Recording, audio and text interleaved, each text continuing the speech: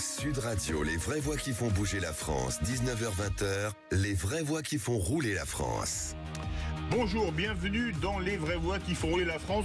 Elle a changé, Cécile de Ménibus. Oui, elle a changé, je vous le confirme. Bonsoir, mon cher Philippe David. La coupe de cheveux n'est pas tout à fait la même. Oui, c'est ça, elle est un peu plus dégarnie, on va le dire comme ça. On embrasse Cécile de Ménibus quand même. Absolument. On lui souhaite un bon rétablissement. On sait que sa voix ressemble au klaxon d'une deux chevaux en ce moment, mais on espère que ça ira mieux dans quelques temps. Hein. Mais c'est très esthétique, le klaxon d'une deux chevaux. Mais c'est un côté vintage. C'est un côté romantique surtout, c'est comme ça qu'on l'aime.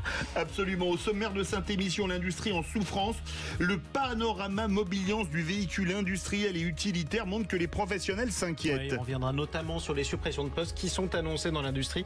Est-ce que ça peut avoir des conséquences en cascade pour ceux qui les fournissent en véhicule? C'est ce qu'on verra. Comment les villes se préparent à l'électrification? On prendra la direction du Loiret, je crois que c'est un département que vous connaissez bien, à Saint-Denis-en-Val pour le témoignage du premier adjoint. Oui, c'est juste à côté d'Orléans, vous verrez, c'est une ville charmante et on roule à l'électrique aussi en dehors des grandes métropoles.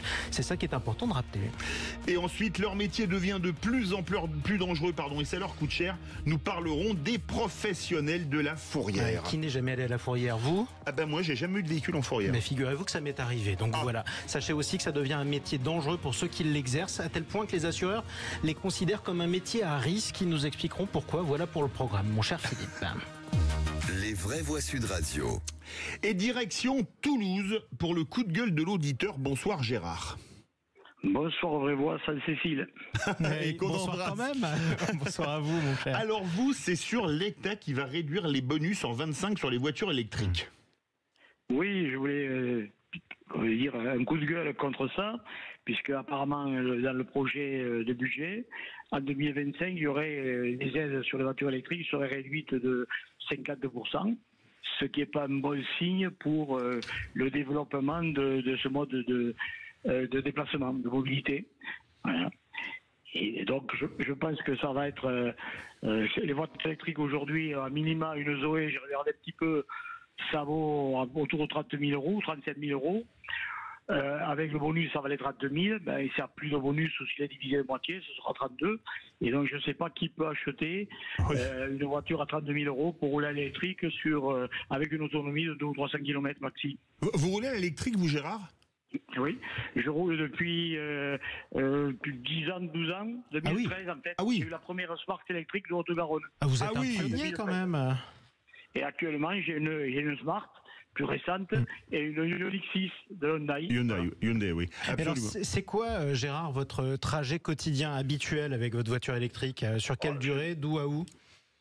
Là, j'ai la chance d'être retraité. Enfin, je ne sais pas si c'est une chance, dans tous les cas. Voilà, donc je fais autour de 80 km par jour, aller-retour à tout 80 km.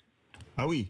Et aujourd'hui, si jamais vous avez bénéficié des aides pour acheter votre Smart et votre Hyundai, c'est ça? Oui, c'est ça, oui. Et si demain, je vous le souhaite pas, vous deviez changer de voiture par la force des choses, on vous la vole ou quoi que ce soit, vous repasseriez à l'électrique s'il n'y a plus les aides, ou vous diriez, moi je retourne au moteur thermique? Je me pose beaucoup de questions, parce qu'on nous a imposé d'abandonner les moteurs thermiques sur lesquels on était quand même très performants, notamment les diesels, en nous disant que c'était dangereux, etc. Je pense qu'avec les derniers filtres à particules, on était beaucoup moins dangereux que les voitures à essence. Donc je crois on va vers une filière aujourd'hui. Je ne suis pas sûr qu'elle soit pérenne. Je pense que les Chinois vont nous abreuver les voitures électriques pendant 5 à 10 ans. Et après, ils seront prêts, eux, pour les voitures à hydrogène. Et nous, on regardera les trains passer. Et vous inquiétez pour l'industrie, en d'autres termes. Ça tombe bien parce qu'on va en parler avec les professionnels du secteur dans un instant, Gérard. Je verrai ce qu'ils vous disent, mais voilà. Je pense que la voiture à hydrogène, c'était la solution. Il fallait sauter une étape. Et les Chinois, eux, ils se préparent. Oui. Enfin, les Japonais sont déjà là avec la voiture à hydrogène. Il y a la Toyota Mirai, notamment. Le problème, c'est le manque de pompes à essence, de pompes à hydrogène, parce que c'est pas des pompes à essence, entre autres. Oui, entre autres, c'est vrai que ça fait partie des sujets, en tout cas, qui sont soulevés. On en parle souvent, d'ailleurs, le samedi avec Jean-Luc Moreau de 10h à midi. Lui, il n'est pas un fan de l'hydrogène pour le véhicule particulier, mais c'est un débat intéressant. Toujours merci beaucoup, Gérard. Merci à vous. Et puis bonne route, surtout. Bonne soirée à tous. Et puis profitez bien de la Haute-Garonne. Vous pouvez nous rappeler quand vous voulez au 0826 300 300 à suivre. Philippe David, belle industrie, justement. Absolument. On va recevoir Nicolas Lenormand, président du métier VI de Mobiliance, et Benoît Daly, secrétaire général de la FSC Constructeur, pour parler de ce panorama de la filière véhicules industriels et utilitaires de Mobiliance qui a été publié ce mois-ci. Les professionnels s'inquiètent, vous le verrez. Sud Radio. Sud Radio, parlons vrai. Parlons vrai. Sud Radio. Sud Radio, les vraies voix qui font bouger la France. 19h-20h, les vraies voix qui font rouler la France. Retour des vraies voix qui font rouler la France que j'ai le bonheur d'animer avec Jean-Marie Bordry ce Bonsoir, soir. Philippe. Mobiliance a publié en ce mois de novembre son panorama de la filière véhicules industriels et utilitaires. Un panorama que nous allons étudier en version panoramique avec Nicolas Lenormand, président du métier VI de Mobiliance. Bonsoir. Et Benoît Daly, secrétaire général de la FFC Constructeurs. Bonsoir. Bonsoir. Mais avant cela, tour d'horizon des annonces de suppression de postes un peu partout en France dans le secteur de l'industrie automobile. Jean-Marie. Oui, absolument, parce qu'il faut le dire, 286 plans sociaux à craindre, 300 000 emplois menacés dans toute la France. Ça sont les chiffres des organisateurs, si j'ose dire, à savoir la CGT. C'est ce que redoute la CGT par la voix de sa secrétaire générale Sophie Binet. Les secteurs les plus touchés sont les métallurgies, le commerce, le secteur public et associatif, les banques et assurances, ainsi que la chimie. Mais évidemment, l'industrie automobile sera trop bien représenté dans cette cohorte. Les exemples les plus concrets et les plus récents, on peut le citer. Michelin, c'était un coup de tonnerre, 1250 postes supprimés sur deux sites exactement. Et on l'a appris hier, 868 postes vont être supprimés par le géant équipementier Valeo. Équipementier automobile seront touchés dans un site dans la Sarthe et un autre à la Verrière. C'est dans les Yvelines. 365 emplois menacés. À ce propos, mon cher Philippe, je vous conseille d'écouter les journaux de la matinale du Grand Matin Sud Radio, Jean-Jacques Bourdin demain.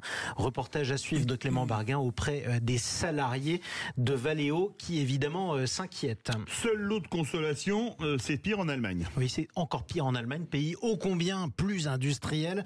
On parle chez Volkswagen, le géant, de dizaines de milliers de suppressions de postes, plusieurs usines qui vont fermer purement et simplement. Voilà qui va pas aider le dialogue franco-allemand, alors même que la France bloque les accords sur le Mercosur et que l'Allemagne a plus que jamais besoin d'un débouché en Amérique du Sud pour exporter ses véhicules qu'elle ne pourra plus exporter dans l'Amérique de Trump. Nicolas Lenormand, vous êtes président du métier VI de Mobiliance. On va parler ensuite du panorama. Quand vous entendez ces chiffres, ça fait peur? Alors oui, ça nous fait peur parce que nous, à chaque fois qu'une usine ferme, c'est un flux de camions entrants qu'on supprime et c'est un flux de camions sortants qu'on supprime également. Notre métier est européen. Tous nos clients sont impliqués au niveau européen et pas au niveau local. Donc forcément, quand notre premier partenaire économique, l'Allemagne, s'enrhume, nous, on va prendre froid également, forcément. Alors là, excusez-moi, c'est vraiment un gros rhume parce que rien que Volkswagen va fermer 3 usines en Allemagne, ce qui ne s'est jamais passé.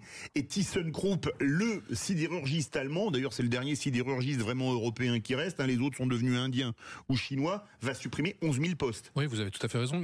Jusqu'à présent, on a vécu des crises conjoncturelle avec le Covid, avec les crises politiques, avec les crises économiques, avec les gilets jaunes et d'autres. Là, malheureusement, on est en train de s'acheminer vers une crise structurelle au niveau des métiers de l'automobile. Plus rien ne sera comme avant. D'ailleurs, en Allemagne, la production industrielle n'est pas revenue au niveau d'avant Covid. Absolument. C'est dire s'il y a un problème. Au-delà de ça, quand on parle des véhicules industriels, ça c'est l'acronyme, VI, on parle de quoi très concrètement pour les gens qui nous écoutent? Quels sont les véhicules qui croisent sur la route quand ce sont des VI?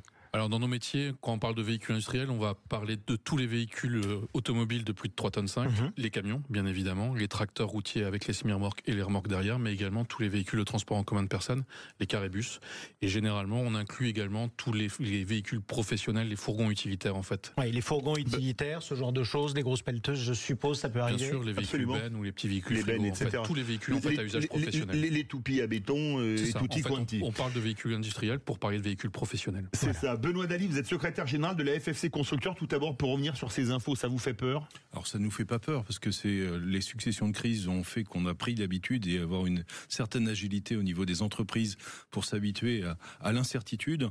En revanche, il est clair qu'on a effectivement un pavillon allemand qui est en grande souffrance, qui est même très agressif d'un point de vue commercial, et on les voit arriver en France pour essayer de vendre des camions, puisque nos entreprises produisent des véhicules que vous voyez sur la route, des véhicules frigorifiques, des camions de type bennes, les camions de pompiers, les véhicules de la police nationale ou autres, sont des véhicules qui sont produits par des carrossiers constructeurs français. Alors la FFC Constructeurs, c'est une organisation professionnelle. Que représente-t-elle en termes d'entreprises, emploi, etc. Alors on représente à peu près 400 entreprises, un peu plus même maintenant, et à peu près 21 000 emplois.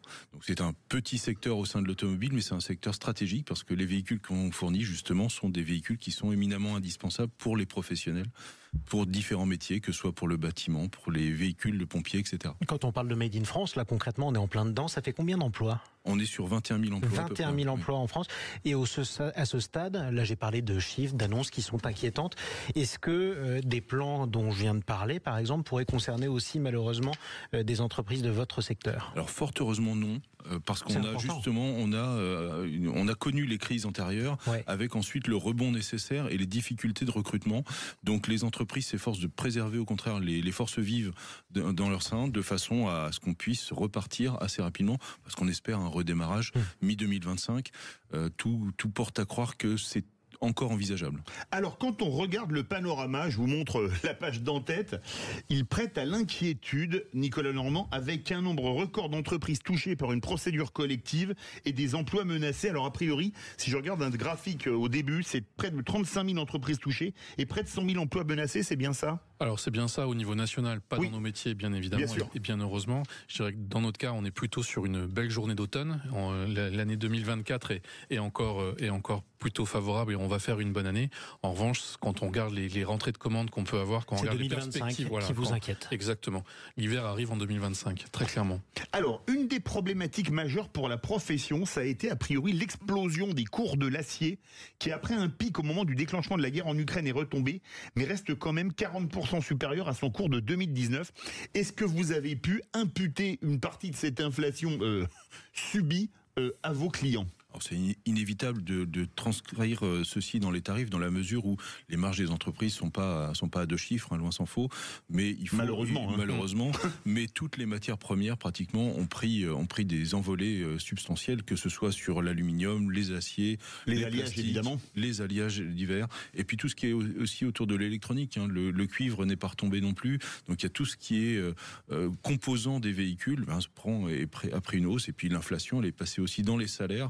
Et ça se retranscrit aussi forcément dans les véhicules. Même problème avec les semi-conducteurs, vous parliez de l'électronique ? Ça a été une vraie problématique qui est en train de disparaître progressivement. On est en train encore d'écluser les stocks de carnets de commandes du fait des pénuries de microprocesseurs qui ont altéré la disponibilité des véhicules.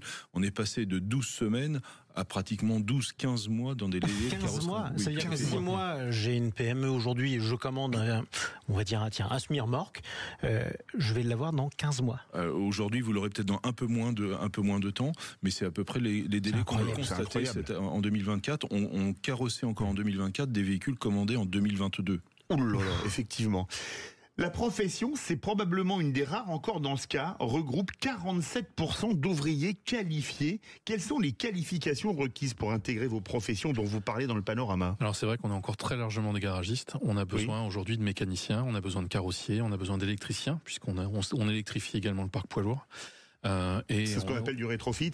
Alors, pas forcément du rétrofit, on vend vraiment du poids lourd neuf avec une nouvelle chaîne de traction et on n'est pas forcément rétrofit. Des poids lourds électriques ? Des poids lourds électriques, oui, tout à fait. On en a fait quand même quelques centaines encore cette année. La baisse des aides fait qu'il y a eu moins de poids lourds et il y aura probablement moins de poids lourds électriques immatriculés en 2024 qu'il y en a eu en 2023. Mais si on prend le marché du carré-bus, on est déjà sur une large proportion de véhicules qui sont sur des chaînes de traction 100% électriques. Alors, quand on regarde la pyramide des âges dans votre profession, sur le panorama, elle est assez impressionnante parce que c'est vraiment une pyramide très linéaire, très bien faite. Est-ce que la profession arrive à recruter sans trop de problèmes ? C'est un vrai sujet, l'attractivité des métiers. On est sur des métiers qui sont extrêmement variés, mais on est sur des métiers de passionnés. Des gens qui aiment l'automobile et puis qui aiment les corps de métier, que ce soit pour la soudure, qui aiment la mécanique, qui aiment la conception. Et comme nous, on est sur de la conception de véhicules, pratiquement beaucoup de véhicules sont des prototypes, tous différents les uns des autres. Et pour des jeunes, c'est un challenge à chaque fois intéressant. En fait, on crée quelque chose, c'est comme ça que vous attirez des jeunes en quelque sorte ? Oui, c'est ça. Et en plus, on a une diversité de métiers qui est quand même assez considérable. C'est-à-dire qu'au-delà de la mécanique et de l'électricité que vous avez aussi dans un véhicule automobile tout à fait classique, en poids lourd, vous allez trouver des hydrauliciens pour monter les grues, pour monter les rayons élévateurs. Vous allez trouver des gens qui vont faire du froid pour s'occuper des véhicules frigo. Et vous avez, au niveau carrosserie, de la vraie construction avec du ferrage, comme on faisait avant. Est-ce que vous appelleriez ça des métiers durs ou des travaux durs, au sens difficile ? Non, c'est de l'artisanat. C'est de l'artisanat. C'est vraiment de l'artisanat. On a des scopes encore entiers où les constructeurs n'interviennent pas, y compris même en carrosserie, et où on invente nos métiers, on invente nos procédures. On a un impact directement sur sa production. Bien sûr, et on vit de notre qualité de service. Il ne faut pas oublier que par rapport à l'automobile, si quand au garage voiture, vous payez votre facture pour récupérer vos clés, en poids lourd, on rend les clés du camion au client, il part et il a 2 mois pour éventuellement faire une remarque pour nous payer la facture après derrière. Donc ça nous engage au niveau qualitatif et ça nous impose au quotidien d'aller chercher la satisfaction client permanente. Alors quand on regarde bien, le gazole est encore très largement en tête dans tous les secteurs. Tracteurs, alors les tracteurs, c'est le tracteur solo auquel on met un semi-remorque. Les porteurs, c'est les camions qui ont ce qu'on appelle une caisse. Une cabine, c'est ça. Et également les VASP, les véhicules automoteurs spécialisés, c'est-à-dire les ambulances, les camping-cars, etc. Les dépanneuses. Les dépanneuses. Tout à fait. Il y en a beaucoup. Est-ce que la transition vers l'électrique a pris du retard ? Là, certes, pris du retard. Alors, vous parliez tout à l'heure des problèmes de microprocesseurs, ça y a participé, mais il reste un problème substantiel, c'est le prix d'achat du véhicule et son coût de revient pour l'utilisateur qui pose encore un certain nombre de difficultés, plus les incertitudes sur la capacité d'amortir sur la durée des véhicules qui sont certes performants, qui commencent d'être efficaces sur des opérations du quotidien, mais qui sont encore difficilement accessibles. On est sur quel type d'autonomie pour ce type de véhicule ? Alors ça dépend des typologies, mais sur des véhicules industriels de type 19 tonnes, on va être sur des 300-400 km d'autonomie. Ce qui permet quand même de répondre à beaucoup d'usages, mais on est sur des tarifs qui sont 2 à 3 fois celui du véhicule thermique gazole équivalent. Donc le marché n'est pas encore mature, c'est-à-dire que sans aide, ça ne tient pas la route encore. On l'a vu en Allemagne, la suppression des aides a complètement arrêté le marché en la matière. Alors l'objectif, c'est de passer de 73% de diesel en 2025 à 50% en 2030. Est-ce réaliste ? Dans les conditions actuelles, ça va être très compliqué. C'est-à-dire que là, on a beaucoup d'hésitations au niveau des aides pour les poids lourds. Comme on l'a dit tout à l'heure, le système d'aide conditionne aujourd'hui largement le démarrage de la pompe. Il y a des choses qui vont arriver en 2027, notamment l'intégration probable du transport routier dans les quotas carbone des entreprises, ce qui va peut-être aider à inciter un peu plus de structures à investir dans du transport électrique. Mais si on prolonge le trait, et même avec une grosse accélération dans les 2 ans, non, on ne tiendra pas cet objectif, ça va être très compliqué. On peut parler aussi de ce qui peut fâcher, par exemple, en tout cas vos clients ou vos adhérents. Ce sera de plus en plus difficile de rouler avec des véhicules lourds diesel dans des grandes métropoles sur des décisions politiques. Est-ce que ça peut être un frein à l'équipement ou pas et à votre activité ? Pas forcément. Donc c'est vrai que les hésitations aussi sur les calendriers de déploiement des ZFE ou des ZCL, les zones à faible émission, ne favorisent pas les choses puisque les échéances sont repoussées aussi. Donc vous savez pas à quelle sauce vous serez mangé ? Si, on le sait, mais en fait, le marché est très hétérogène et ça va se faire localement. C'est-à-dire que toutes les personnes vraiment proches des grands centres urbains concernés par les ZFE vont faire l'effort d'aller à l'électrification. C'est loin d'être la totalité du territoire. C'est clair. Et il y a un carburant aussi, c'est une alternative au gasoil, a priori le B100. C'est une bonne chose, ça progresse ? C'est un... Et c'est un carburant local en plus, c'est une solution effectivement française qui a un très grand succès auprès des transporteurs. Transport routier de marchandises, et ça a une vraie performance effectivement qui est comparable en termes et qui est utilisable dans les moteurs diesel. Tout à fait. Alors avec des adaptations si nécessaire pour être exclusivement B100, mais ça fonctionne. Et qui est rentré maintenant complètement au niveau des autorités dans le mix énergétique. C'est-à-dire que pour 2035 et au-delà, on intègre le fait que pour les trajets longue distance de poids lourds, on pourrait avoir recours au carburant, au biocarburant au sens large, puisqu'il y a aussi le bio-GNV, il y a des DHV ou autres, uniquement sur des longues distances. Il y a aussi le GNV qui est une alternative, le gaz naturel pour véhicules. Beaucoup de bus, de véhicules utilitaires légers, de bennes, c'est le carburant idéal pour l'environnement urbain ? Alors à long terme, pas forcément, comme pour les biocarburants, c'est plus des solutions transitoires. Le long terme est visé plutôt en tout électrique au-delà de 2050. Pour le GNV, les dernières normes et les normes Vecto 2 qui ont cours pour les poids lourds, qui sont comparables aux normes CAFE pour les voitures, interdisent au-delà de 2035 l'utilisation du bio-GNV pour l'achat de véhicules en transport. Donc vous allez y passer aussi, comme monsieur et madame tout le monde, vous y êtes déjà. On y est déjà. Et c'est pour ça aussi que vous réfléchissez aux camions du futur ou aux véhicules industriels du futur. Il sera toujours made in France ? Il y en aura une grande partie qui sera made in France. Oui. On va terminer sur cette note. Tout à fait, ce sera made in France, absolument. Alléluia. Allez, restez avec nous sur Sud Radio. Ce qui sera made in France, c'est l'électrification aussi. Direction le Loiret. Comment les villes s'adaptent ? On en parle dans un instant. Sud Radio. Sud Radio. Parlons vrai. Parlons vrai. Sud Radio. Parlons vrai. Sud Radio, station multiservice. Vous est présenté par les bornes électriques Station E et son badge universel pour des usagers libres et heureux. Informations et conditions sur station avec un s-e.com. Direction Saint-Denis-en-Val, vous connaissez bien, vous êtes du Loiret, mon cher Jean-Marie Bordry. Sur la rive gauche de la Loire. Commune de 7800 habitants de la métropole d'Orléans. Nous sommes en direct avec Jérôme Richard, premier adjoint au maire en charge du développement durable. Bonsoir. Bonsoir. Et bienvenue sur Sud Radio. Et bienvenue sur Sud Radio. Votre ville est très engagée dans la transition énergétique. Pouvez-nous résumer ce que vous avez mis en place ? Oui, alors évidemment, on est comme toutes les communes très mobilisées sur ces sujets-là. À Saint-Denis-en-Val, on a démarré tout un tas d'actions, notamment des actions de sensibilisation auprès de la population, parce que on ne peut pas faire du développement durable et de la transition sans engager aussi les habitants. Donc on a mis en place énormément de choses du type ateliers, des fresques du climat, des ateliers carbone, bas carbone, etc. Parce qu'il faut qu'on ait l'adhésion, puisqu'en fait on va demander des efforts à tout le monde, y compris à nous les élus et nous les habitants.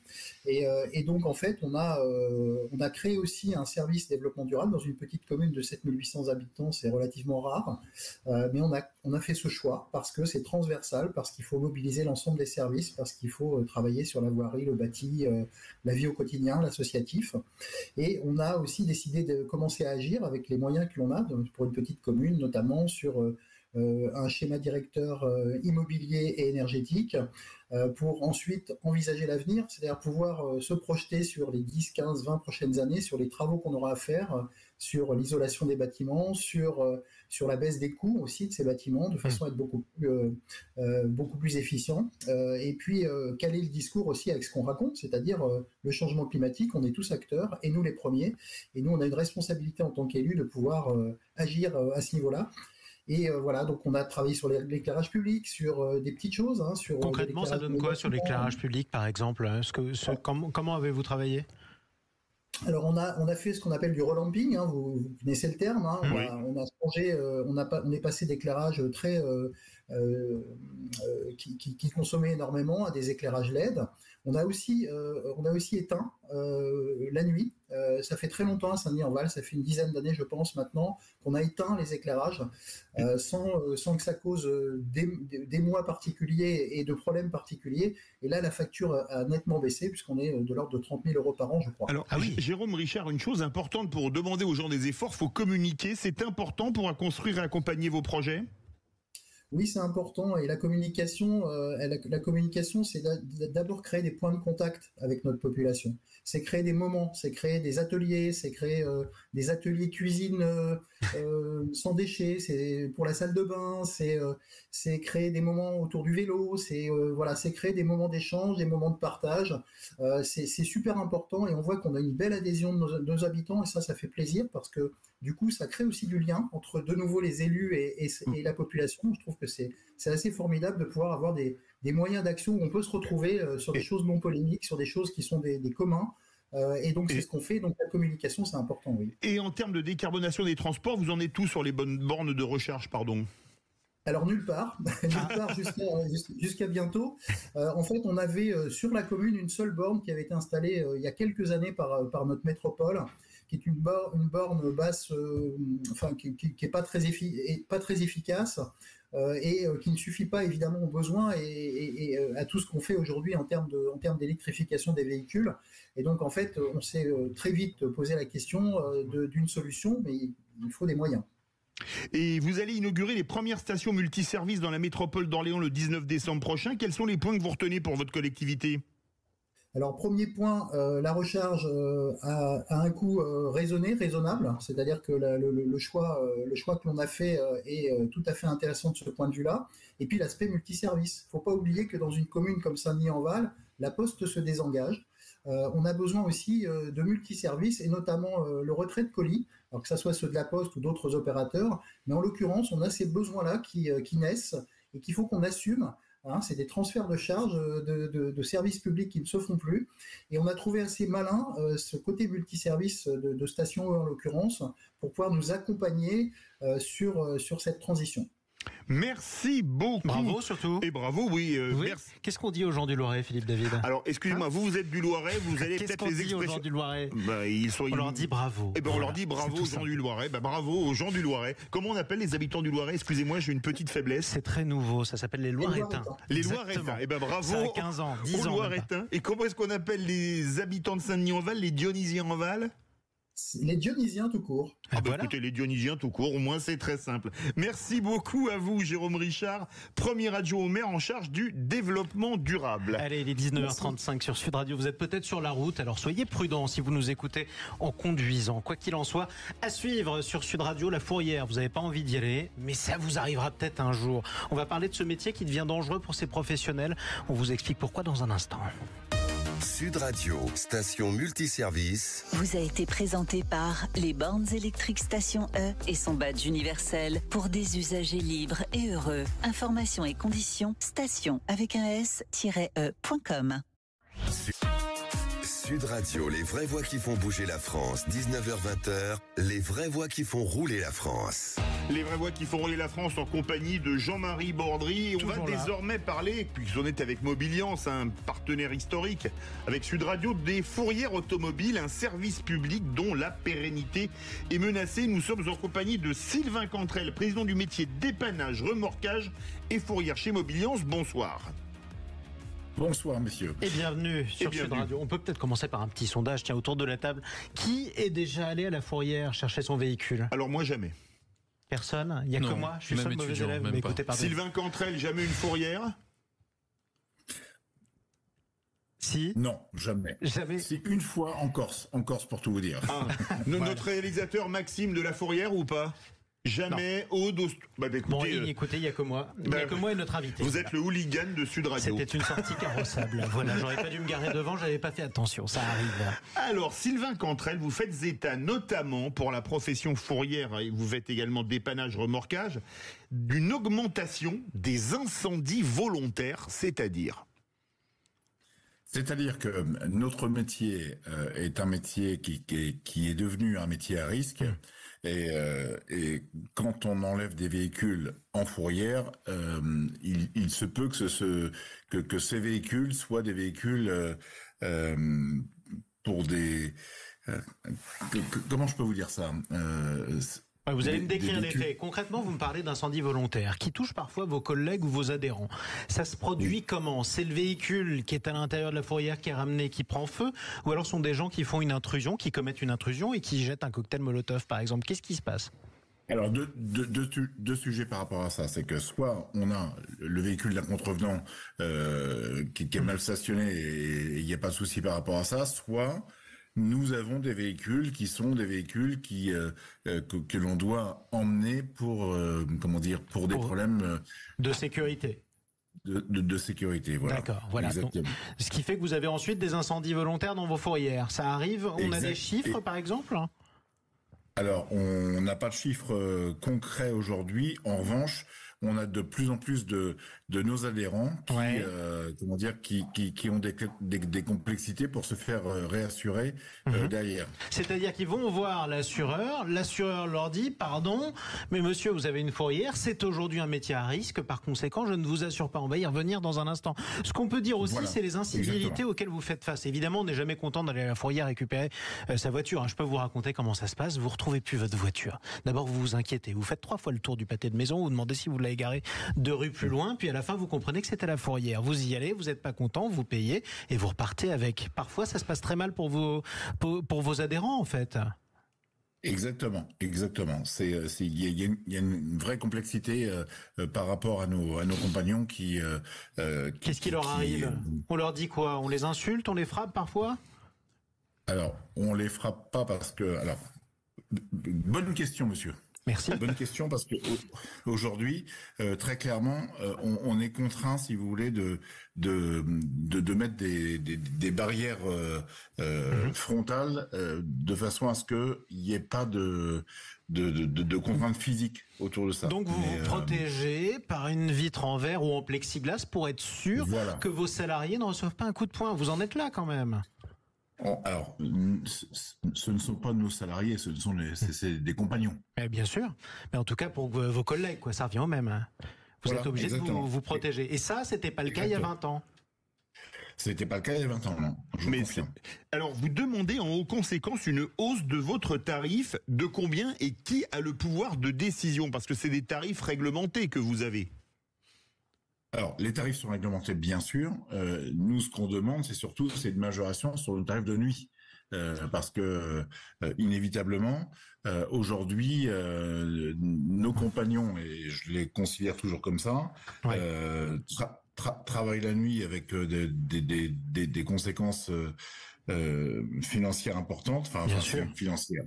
Pour la vie, en tout cas des conséquences aussi pour leur vie quotidienne. On a tous des horaires décalés de temps en temps, on sait ce que c'est. Ceux qui travaillent de nuit, c'est encore plus difficile.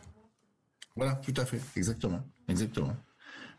Vous avez complètement résumé les choses. Autre aspect qui est important. Et donc le tarif, qu'est-ce que vous demandez comme augmentation et qui a le pouvoir de décision? On suppose que c'est l'État, hein.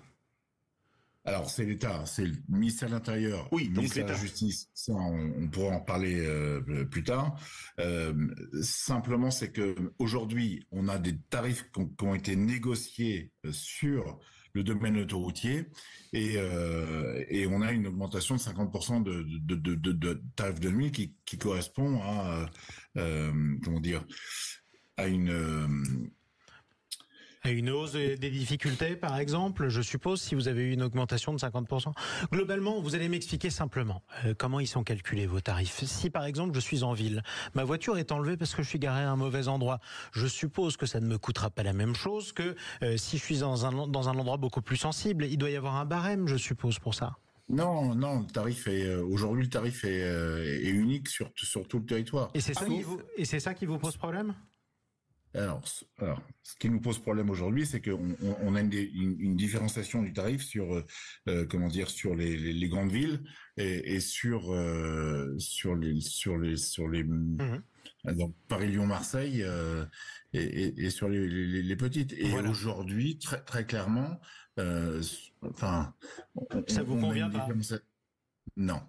Voilà. Alors il y a une chose qui est quand même assez dingue, c'est que la catégorie 2 roues, et il y a de plus en plus de 2 roues qui circulent pour éviter notamment les problèmes de circulation, et PL, donc poids lourds, n'ont pas été réévalués depuis plus de 20 ans. 20 ans. Je vous le confirme. Vous demandez une réévaluation du tarif de la fourrière pour ces véhicules-là, au moins, puisque après tout, ça n'a pas bougé depuis 20 ans.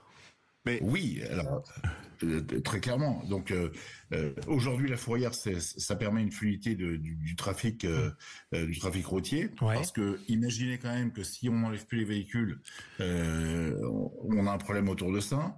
On a une activité qui est complexe et très très réglementée. Et puis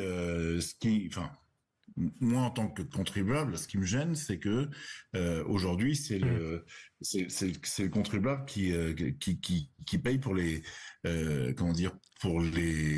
contrevenants qui laissent leur véhicule un peu dans tous les sens, quoi. C'est ça, entre ceux qui oublient ou ceux qui se garent mal, et voilà. Et est-ce que vous avez dans les fourrières des gens dont vous prenez la voiture et que personne ne vient jamais la récupérer? Oui, et donc c'est vous, en tant que contribuable, qui payez ça. Mais que devient le véhicule? Qu'est-ce que vous en faites? Au bout de combien de temps? Comment ça? Parce que nos auditeurs le savent pas. Mais au bout de combien de temps? Alors, aujourd'hui, on a un outil qui s'appelle le système d'information des fourrières qui permet de fluidifier un peu les choses par rapport à ça.